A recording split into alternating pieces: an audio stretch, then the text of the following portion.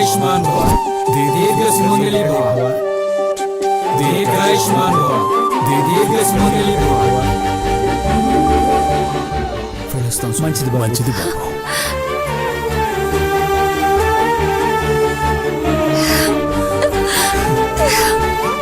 నిజమైన ప్రేమ అంటే మీదే బావా. మీ ప్రేమను చావు కూడా విడదీయలేదని మరోసారి రుజువు చేశారు. ఇంకా మిమ్మల్ని ఎవరు విడదీయలేరు బావా. అమ్మ అందరూ ఎంత కంగారు పడుతున్నారో. పదండి మృదుల పద. సర్వనాశనమైంది. ఇది ఖచ్చితంగా పెళ్లిలో నేను కొట్టింది చెప్పేస్తుంది. అవుట్. అందరూ నన్ను చంపేస్తారే.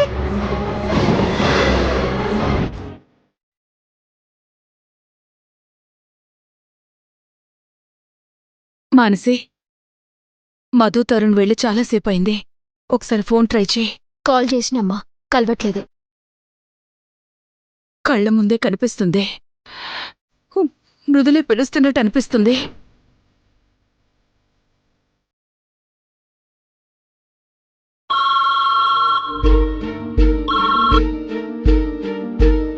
హలో అమ్మా, తరుణ్, ఎక్కడికి వెళ్ళారా?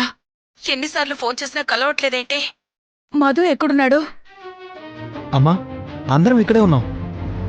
మధు బావ మృదులను తీసుకుని వస్తున్నాడు.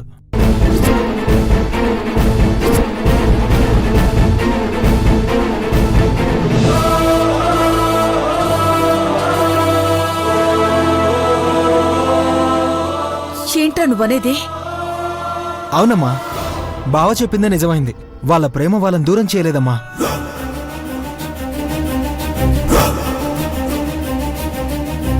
అవునా? మృదుల బతికే ఉందా?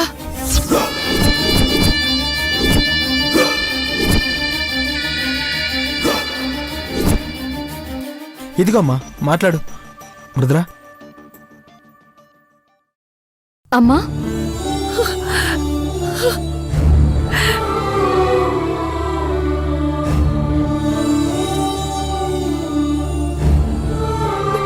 మృదుల మళ్ళీ పుట్టినట్టయిందే. మధు అంటుంటే నిజమైతే బావుండు అంటూ కోటి దేవుళ్ళకి మొక్కానే. తొందరగా రా తల్లి. వస్తున్నానమ్మా. సరే బావా, మీరు క్యాబ్లో వెళ్ళండి, నేను బైక్ మీద వస్తాను. సరే తరుణ్. సరే, జాగ్రత్త. మృదుల పద. వసంత, వసంత, మానసి, మృదుల బతికే ఉందమ్మా. మధు తీసుకుని వస్తున్నాడు.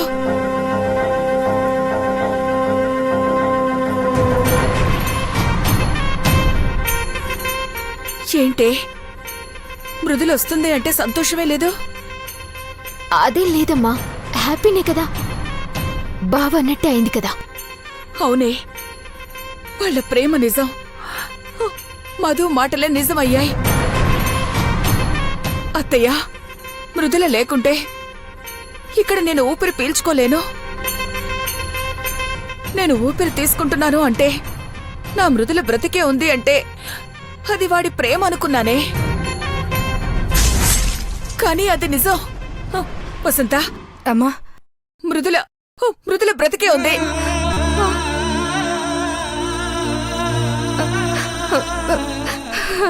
నిజమా అమ్మా? అవును, మధు తీసుకుని వస్తున్నాడు.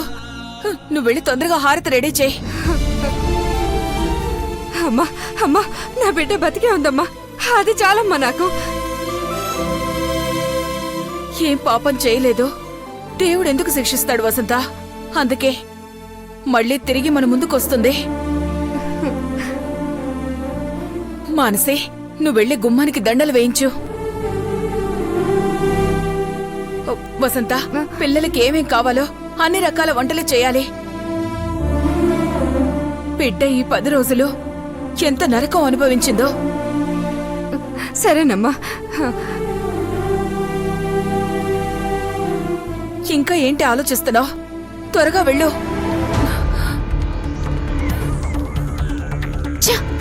జీవితం దానికి సేవలు చేయనికి, దానికోసం ఏడవనికి, వద్దొస్తే భజన చేయడానికి సగం జీవితం అయిపోయేలా ఉంది.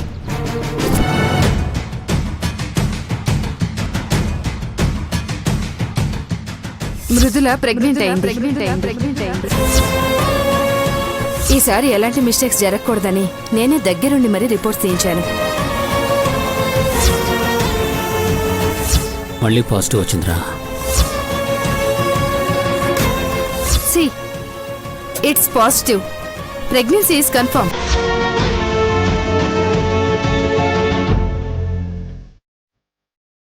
మధు గారు, హ్మ్. ఏం ఆలోచిస్తున్నారు?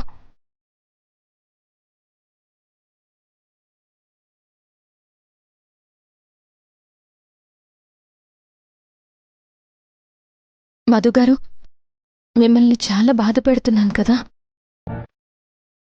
ఏంటా మాటలు? బాధ, సంతోషం, కష్టం, సుఖం ఏదైనా కలిసే పంచుకోవాలి. సంతోష పెట్టిన దానికంటే బాధ పెట్టింది ఎక్కువ మధు గారు.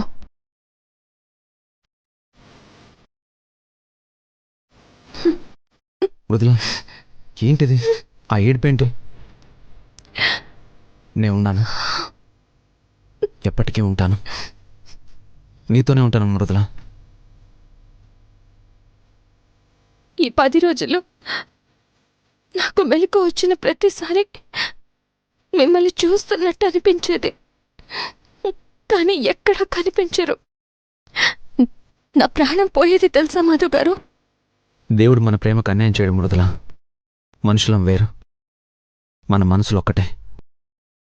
అది ఆయనకి తెలుసు.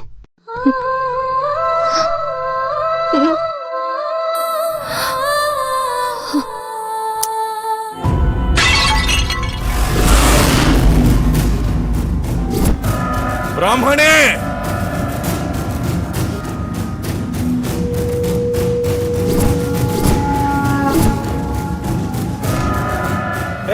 ఆగో, ఎక్కడికి వెళ్తున్నావు? జాగ్రత్త. ఎవరయ్యా నువ్వు? ఆగో, పోవయా. నీకే చెప్పేది. బ్రాహ్మణే! ఎవరయ్యా నువ్వు? వదలరా బ్రాహ్మణి.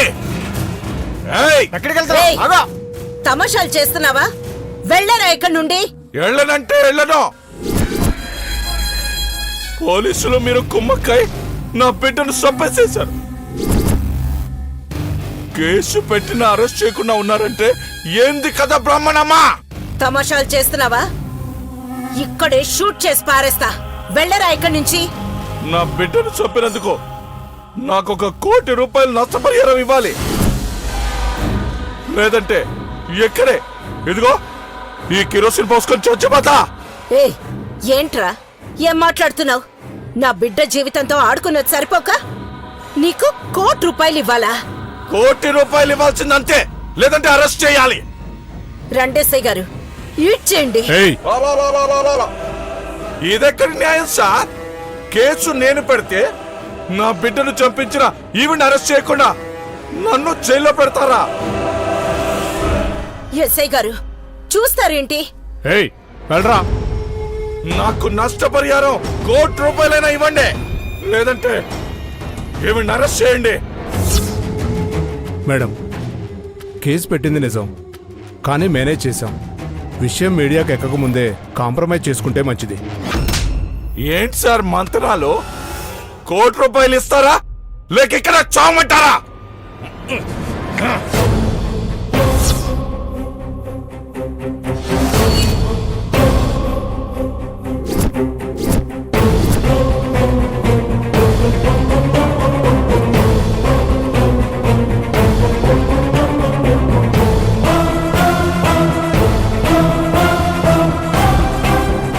చిచ్చిచి, ఎక్కడ దొరికాడు వీడు నా చావుకి? మేడం, ఏదో ఒక డెసిషన్ తీసుకోండి. నేను అడిగిన దానికి ఒప్పుకుంటారా? సరే సరే, లేదంటే ఇక్కడే కాలి బూడిదైపోతా.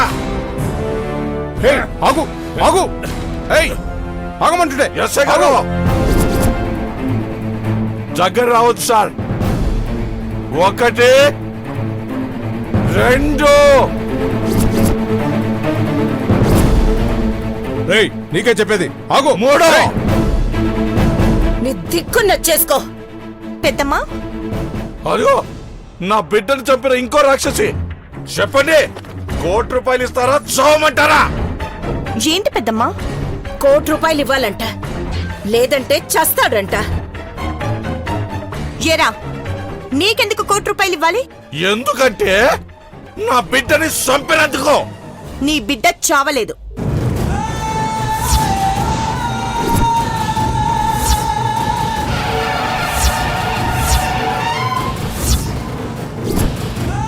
అవును పెద్దమ్మా, అది చావలేదు. సనత్ నగర్ టెంపుల్లో ఉంది. మదన్నయ్య మృదులను తీసుకొని మామయ్య వాళ్ళ ఇంటికి వెళ్తున్నాడు. ఇంకో నాటకమా? నా కూతుర్ని మీరే చంపారు. ఎస్ఐ గారు, ఆ అమ్మాయి బ్రతికే ఉంది. కావాలంటే మా మామయ్య ఇంటికి వెళ్ళి కనుక్కోండి. హే పద పద పద. అరే, ఏంటి నువ్వనేది? అవును పెద్దమ్మా, ఆ దరిద్రం మళ్ళీ వస్తుంది. చచ్చింది, ప్రశాంతంగా ఉండొచ్చు అనుకున్నాం. కార్ తగలబడిపోయింది కదే, ఎలా బతికింది? అది అర్థం కావడం లేదు. నా పరువు తీసినది. ఇంట్లో అడుగు పెట్టకూడదు. దాని బాబు చేసిన న్యూసెన్స్ కి దాన్ని బతకనివ్వను. వసంత, హారతి రెడీ చేసావా? మృదులు వచ్చి టైం అయింది, తొందరగా రా. వస్తున్నానమ్మా. అయిపోయిందమ్మా, ఇదిగో.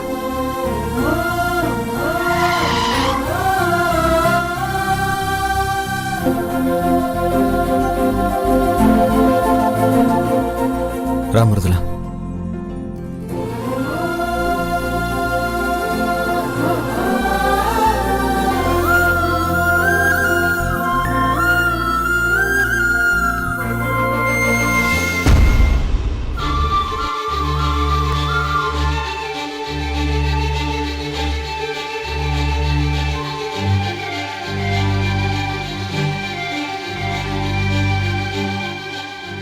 అమ్మా, అత్తయ్య,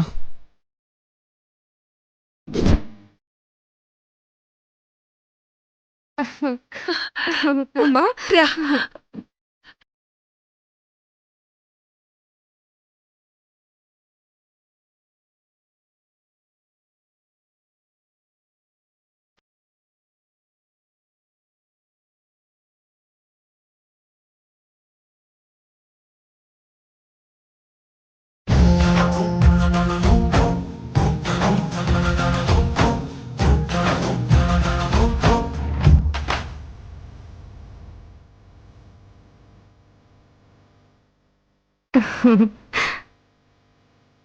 లోపలికి రండమ్మా.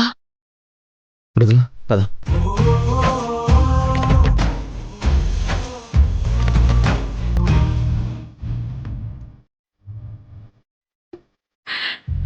అమ్మా, మృదుల.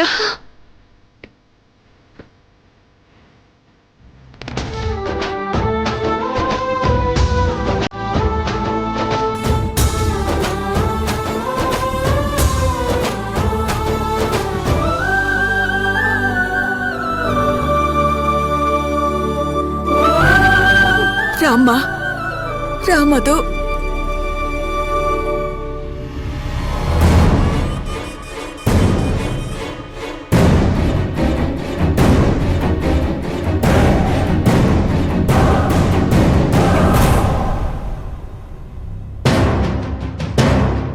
మాన్సి, నువ్వు అదృష్టవంతురాలివో నేను దురదృష్టవంతురాలినో తెలియట్లేదే. నేను ఆశలు పెంచుకున్న ప్రతిసారి గండి కొడుతూనే ఉన్నా.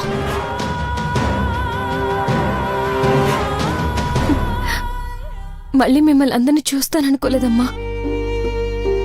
ఏ జన్మలో చేసుకున్న పుణ్యమో మళ్ళీ మీ దగ్గరికి చేర్చింది.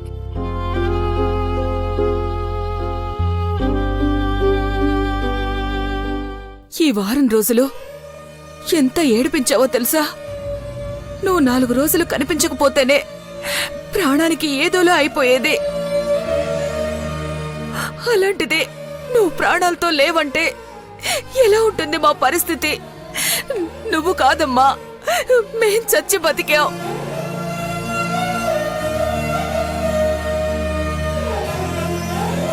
నాకైతే ఏం చేయాలో తోచలేదమ్మా. నేను బతికొద్దే నీకోసం. నువ్వే లేకపోతే బ్రతకాలా చావాలా నువ్వు రావడం ఒక్క పూట ఆలస్యం అయ్యున్నా ఈ అమ్మ నీకు దక్కుండేది కాదు.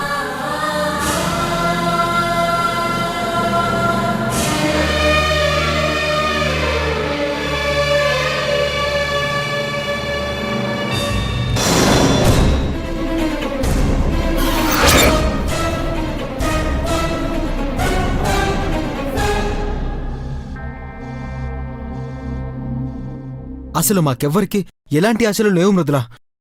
చనిపోయింది నువ్వనే అనుకున్నాం. కానీ ఒక బావ మాత్రం నువ్వు బతికే ఉన్నావని నమ్మాడు.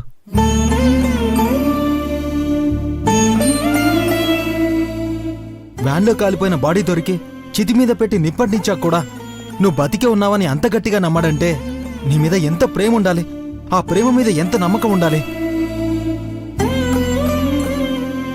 మీ ప్రేమ ఆ చావుని కూడా జయించింది మృదుల.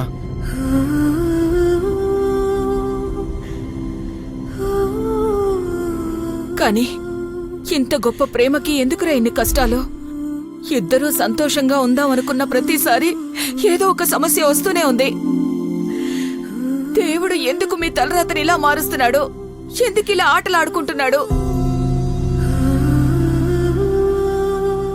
మళ్ళీ ఇలాంటి పరిస్థితులు ఏమన్నా వస్తే మీకేమో గాని మాకైతే తట్టుకునే శక్తి లేదయ్యా. ఇంతకన్నా దారుణమైన పరిస్థితి ఇంకేమొస్తుంది లేతయ్య. ఎంత నరకం అనుభవించాలో అనుభవించేశాం. ఎన్ని కష్టాలు వస్తాయో రాని. దేవుడు ఇంకెన్ని పరీక్షలు పెడతాడో పెట్టని. మా ఊపిరి ఉన్నంత వరకు కలిసే ఉంటాం, కలిసే పోతాం.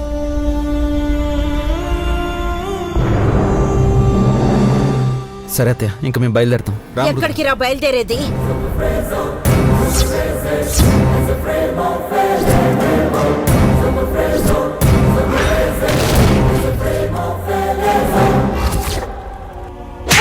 అమ్మా మృదుల, అమ్మా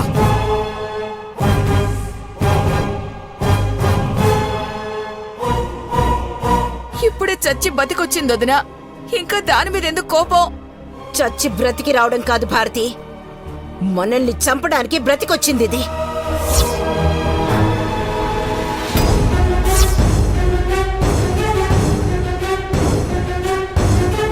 దీన్ని అమ్మా అమ్మా మృదుల ఇప్పుడు ఏం చేసిందమ్మా? అదేం చేస్తోందో అది చేసే పనుల బట్టి మీకు తెలియకపోయినా పోతున్న నా పరువును చూస్తే మీకు అర్థం కావట్లేదా? అసలేమైందమ్మా? ఏం జరగకూడదు అన్నీ జరుగుతున్నాయన్నయ్యా.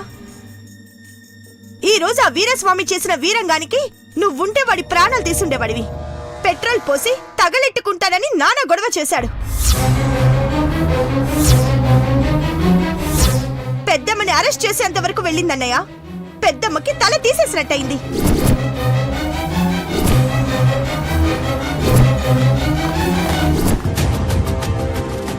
అసలు నా ఎదురుగా నిలబడే అర్హత కూడా లేనివాడు నన్ను నిలదీయడమేంట్రా?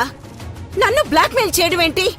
చచ్చిపోయిందనుకున్న ఇది ఇక్కడ ప్రాణాలతో హాయిగా ఉంది. ఇది చచ్చిందని చెప్పి దీని బాబు అక్కడ నన్ను చంపుకు తింటున్నాడు. ఎవర్రా దీనికంతటికీ కారణం? ఇది కాదా? ఇది చావు నాటకాలు ఆడబట్టే కదా దీని బాబు నాతో ఆడుకుంటున్నాడు. ఏం చేయాలి దీన్ని?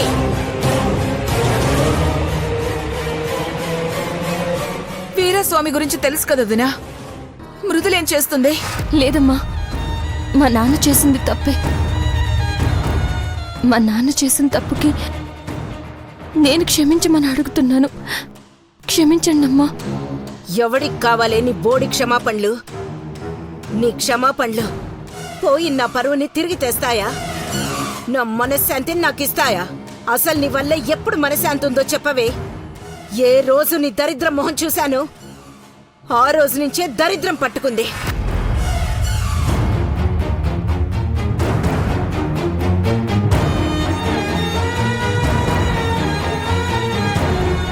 నా కొడుకుని లాక్కున్నావు. నా మేనకోడల్ని కోడలు కాకుండా చేశావు. నా పుట్టింటితో ప్రేమగా ఉండకుండా చేశావు. చివరికి నా పరువు బజార్న పడేలా చేశావు. ఏం సంతోషం మిగిలిందో చెప్పు నీ వల్ల? ఎక్కడ మేం ప్రశాంతంగా ఉన్నాం? ఒక్కటంటే ఒక్క కారణం చెప్పవే. నేనెందుకు నిన్ను క్షమించాలో? ఈరోజు నీ కొడుకు ప్రాణాలతో ఉన్నాడంటే దానికి కారణం తనేనమ్మా. అంతకు మించి ఇంకేం చేయాలి? ఆ రోజు పాము నన్ను కాటైపోతుంటే తన ప్రాణాలు అడ్డుపెట్టి కాపాడింది. తనే నా ప్రాణం అని నేను అనుకుంటున్నాను గాని నా ప్రాణానికే కవచం అమ్మా తను. బిడ్డ ప్రాణాలు కాపాడిన ఎవరి మీదైనా తల్లికి ఉండాల్సింది ద్వేషం కాదమ్మా, ప్రేమ, కృతజ్ఞత. ఆపరా! అసలు దీన్ని పెళ్ళంటూ చేసుకోకపోయింటే నీకా పరిస్థితి ఎందుకొచ్చుండేది? నీ కంటికిది నీ ప్రాణాలు కాపాడిన దేవతలా కనిపించొచ్చు, కానీ నా కంటికి మాత్రం అన్ని ఆపదలకి కారణమైన దరిద్రంలా కనిపిస్తోంది.